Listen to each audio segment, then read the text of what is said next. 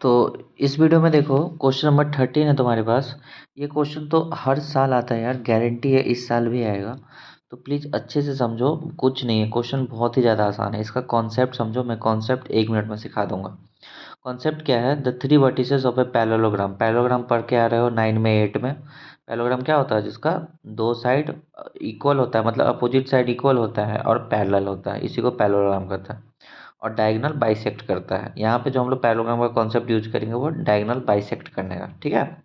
तो क्या कह रहा है, 3 वर्टिसेस तुमको पैरेललोग्राम का दिया हुआ है, ये और ये, है ना। तो चौथा तुमको वर्टेक्स निकालना है। तो बहुत ही ज़्यादा इजी क्वेश्चन है। अभी जो सीबीएसई में आएगा तुम्हारा 2 से 3 मार्क्स में ये क्वेश्चन आ सकता है। तो देखो इजली इसको निकालते हैं।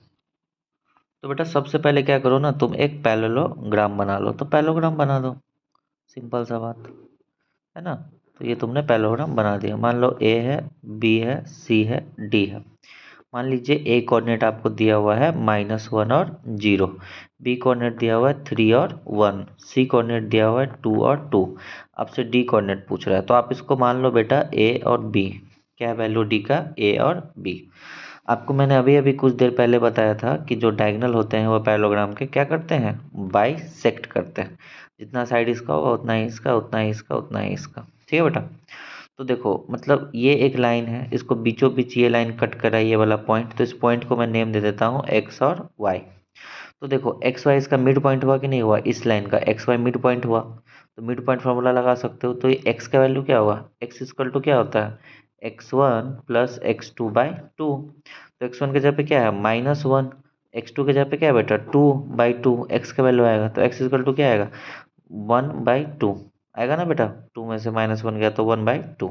सेम तुम y का वैल्यू निकालो। तो y इक्वल टू क्या होता है? y1 plus y2/2। तो y1 कितना आपके पास? 0। y2 कितना आपके पास? 2। तो ये आ जाएगा बेटा /2। तो ये हो जाएगा 2/2 मतलब 1 हो जाएगा। तो y आपके पास कितना आ जाएगा? 1। तो x आ गया, y आ गया। x कितना आ गया आपके पास? 1/2 और y आ गया आपके पास 1। ठीक है। तो अब आप देखो, अब नेक्स्ट स्टेप क्या है? आपको a भी निकालना। तो आपको पता है कि डायगोनल बाइसेक्ट करते हैं तो ये इसका भी मिड पॉइंट यही होगा, x और y। तो तुम यहाँ से क्या लिख सकते हो? x इक्वल टू x1 मतलब 3 प्लस में x2 मतलब a/2। अब x का वैल्यू क्या है बेटा? 1/2 इक्वल टू 3 प्लस में a/2। 2 से 2 कट गया, a इक्वल टू ये 3 इधर आ जाएगा तो 3 में से 1 गया तो क्या हो जाएगा? 2। तो a का वैल्यू आ गया 2। क्या आ गया? 2। सेम तुम ऐसे ही b का निकाल लो बेटा। तो b का कैसे निकालोगे? तो ये y, तो ये क्या हो जाएगा? y equal to y1 plus y2 के जगह पे b है /2। और y का वैल्यू क्या निकालो बेटा? 1। तो 1 इक्वल टू 1 प्लस में b/2।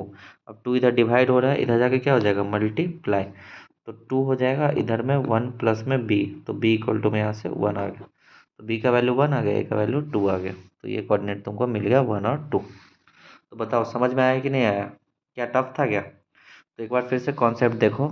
ये लाइन ऐसे करके है, तो ये इसका मिड पॉइंट हो गया, ये एक्स वाई है कि नहीं।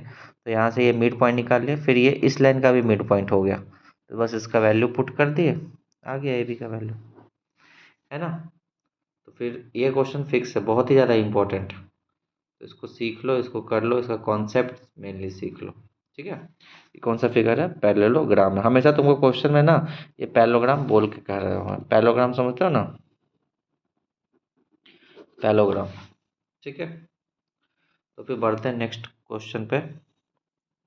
अब ये क्वेश्चन देखो, यहाँ पे 14 नंबर कह रहा है कि find the ratio in which the Y axis divides the line segment joining the point this. तुमको रेशियो निकालना है। तो रेशियो निकालने के लिए हम लोग कौन सा फॉर्मूला का यूज़ करते थे? सेक्शन फॉर्मूला का, है ना। तो सेक्शन फॉर्मूला क्या होता था बेसिकली? देखो सेक्शन फॉर्मूला क्या होता है कि मान लो एक लाइन है ना, उसको कोई दूसरा लाइन यहाँ पे मान लो बट रहा है। मान लो ये पॉइंट है, मान लो ये जो कोऑर्डिनेट है ना ए है, मान लो इसका इसका वैल्यू कुछ होगा। यहाँ पे मान लो ये बी पॉइंट है, इसका वैल्यू कुछ होगा। अब इस लाइन को ना एक लाइन कट कर रहा है जिसका कोऑर्डिनेट मान लो एक्स वाई, ठीक है, इसको पी मान लेते हैं। तो ये किस रेशियो में बांटा? तो लेट से मान लेते हैं कि k/1 के रेशियो में बांटा है। हमेशा k/1 का ही रेशियो लोगे, ठीक है, इजी पड़ेगा। अब वो जो लाइन है कौन सा है, find the ratio in which Y axis, तो जो वाई एक्सिस है तो इसमें एक्स का वैल्यू क्या हो जाएगा 0 और वाई कुछ होगा, है ना। और पॉइंट्स तुम्हारे पास क्या है 5 है और माइनस का 6 है और माइनस का 1 है और माइनस का 4 है, यही पॉइंट्स है ना आपके पास। ठीक है, तो देखो माइनस का 1 है माइनस का 4 है, तो बेसिकली x इजकल टू, अच्छा फॉर्मूला तुमको बता देता हूँ, x इजकल टू क्या होता है m2। अच्छा मान लेते हैं ये m1 और m2 के रेशियो में बांटा है, ठीक है, सॉरी अभी। तो m2 देखो ये होता है x1, ये होता है y1, ये होता है x2, ये होता है y2, तो फॉर्मूला होता है m2 x1 plus m1 x2 upon में m1 प्लस में m2। सेम y निकालने का वही फॉर्मूला होता है m2 y1 प्लस में m1 y2 अपॉन में m1 प्लस में m2। समझ गए मेरा बात। तो x के जगह पे क्या है 0, तो 0 इजक्वल टू m2 अपने को पता है 1 है, इंटू में x1 कितना अपने पास 5 प्लस में m1 कितना अपने पास k, x2 कितना अपने पास माइनस का 1, ठीक है ना, अपॉन में k प्लस में 1। ठीक है बेटा, तो रेशियो तुमको निकालना है।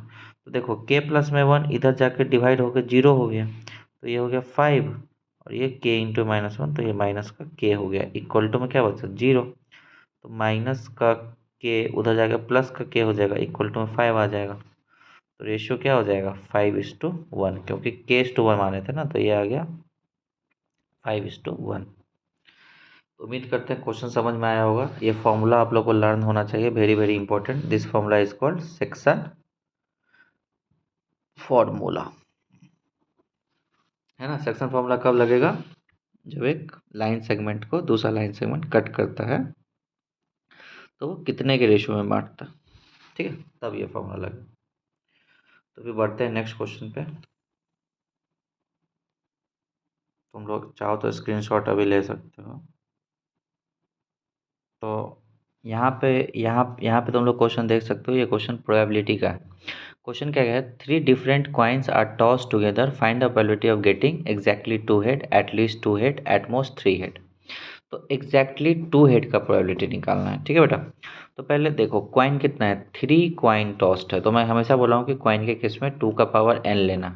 तो बेसिकली कॉइन के केस में जो सैम्पल स्पेस बनेगा ना, n के जगह पे क्या है 3 कॉइन है, तो बेसिकली 8। तुमको जो सैम्पल स्पेस बनाना है वो 8 सैम्पल स्पेस बनेगा। तो देखो क्या होता है, या तो तीनों कॉइन में हेड हेड हेड आया होगा, या तो 2 में हेड आया होगा, 1 में टेल आया होगा, या तो 1 में टेल आया होगा, 2 में हेड आया, 2 में टेल आया होगा, 1 में हेड आया होगा, है ना बेटा। या अब क्या हो सकता है, अब उल्टा चलो, है ना बेटा। या तो फिर देखो अब क्या हो सकता है, या तो नेक्स्ट देखो यहाँ पे टेल होगा टेल होगा टेल होगा, ये तो तीनों में टेल आया होगा, समझ रहे हो। अब क्या हो सकता है, एक होगा हेड, बीच में होगा टेल, एक होगा हेड, ऐसे कर सकते हो। या तो होगा तुम्हारा टेल, या तो फिर टेल आया होगा, एक में हेड आया होगा, टेल टेल हेड हो सकता है। तो देखो कितना हुआ, 1 2 3 4 5 6, 2 और लिखना है तुमको, है ना बेटा। तो और हो सकता है तुम्हारा टेल हेड टेल, ठीक है, एक में टेल आया होगा, एक में हेड आया होगा, एक में फिर से टेल आया होगा। तो देख लो टेल हेड है, फिर हो जाएगा हेड, नेक्स्ट क्या हो जाएगा, है ना। तो देख लो, एक तो तीनों में हेड आया होगा, एक तो इसमें आया होगा, एक तो इसमें, फिर इसमें, फिर हेड टेल हेड। बेसिकली तुमको 3 कॉइन का सैंपल स्पेस लिखना है ना। तो 3 कॉइन का सैंपल स्पेस ऐसे भी लिखोगे, तो तीनों में हेड आया होगा, ऐसे आया होगा, एक और बच। तो नेक्स्ट कौन सा बनेगा बेटा, टेल हेड हेड, ठीक है ना। तो देखो टोटल 8 बन गया तुम्हारा। अब बोला है एग्जैक्टली 2 हेड, तो टोटल आउटकम तो तुम्हारा 8 है, तो लिखोगे probability of getting exactly 2 head equal to देखो टोटल तो 8 है, फेवरेबल कितना है, 2 हेड इसमें भी है, 2 हेड इसमें भी है, और 2 हेड इसमें भी है।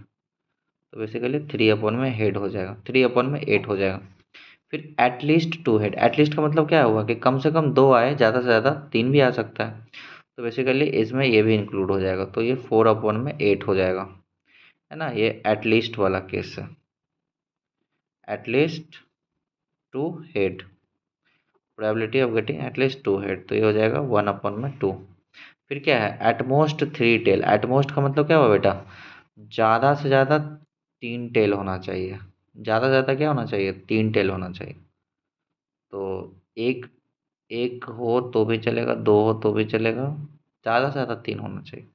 तो बेसिकली 3 तो करीब करीब देखो, एक को भी लोगे, दो देखो एटमोस्ट का मतलब क्या हुआ, ना हो तो भी चलेगा, एक टेल आए तो भी चलेगा, 2 टेल आए तो भी चलेगा, 3 टेल आए तो भी चलेगा। तो बेसिकली तुमको सब सब आ गया ना इस केस में। तो ये 8 आ गया फेवरेबल अपॉन में 8, तो इसका हो जाएगा तुम्हारा 1, तीसरा आ गया एटमोस्ट 3 टेल्स का, ठीक है। क्योंकि देखो ये एक एटमोस्ट का मतलब क्या हुआ कि ज़्यादा से ज़्यादा 3 टेल आए, तो मतलब कम से कम 0 भी आए तो भी चलेगा, 1 आए तो भी चलेगा, 2 आए तो भी चलेगा, 3 आएगा तो भी चलेगा, है ना। तुम ऐसे समझ सकते हो कि एटलीस्ट मैं तुमको बोलूँ कि तुमको एग्जाम में 33 नंबर तो लाना ही है तभी पास करोगे, तो मैं उस केस में तुमको बोल रहा हूँ कि तुमको एटलीस्ट 33 नंबर लाना है। तुम ज़्यादा से ज़्यादा 100 नंबर लाओ ना, कौन रोका। लेकिन अगर मैं तुमको बोल रहा हूँ कि बेटा तुमको एटमोस्ट एग्जाम में 90 नंबर लाना है एटमोस्ट, तो इस केस में क्या हुआ, तुम 0 नंबर भी लाओ तो भी चलेगा, तुम 10 नंबर भी लाओ तो भी चलेगा, मतलब 90 से ज़्यादा नहीं हो सकता। तो यहाँ पे भी देखो एटमोस्ट 3 टेल्स कह रहा है, तो एटमोस्ट का मतलब क्या हुआ कि ज़्यादा से ज़्यादा 3 टेल आए, एक भी टेल ना आए तो भी चलेगा, एक टेल आए तो भी चलेगा, 2 टेल आए तो भी चलेगा, 3 का 3 टेल आए तो भी चलेगा। तो देखो इस ये भी लोग सब में तो टेल आ ही रहा है ना, तो बेसिकली फेवरेबल 8 हो जाएगा, टोटल 8 हो जाएगा, प्रोबेबिलिटी 1 हो जाएगा। क्लियर। तो नेक्स्ट क्वेश्चन में फिर मिलते हैं नेक्स्ट वीडियो में। Thank you. तुम लोग थोड़ा शेयर कर देना अपने दोस्तों से, क्योंकि ऐसा ही क्वेश्चन तुमको बोर्ड में देखने को मिलेगा, तो सभी लोग पास कर जाओगे तो फिर अच्छी बात है ना। ठीक।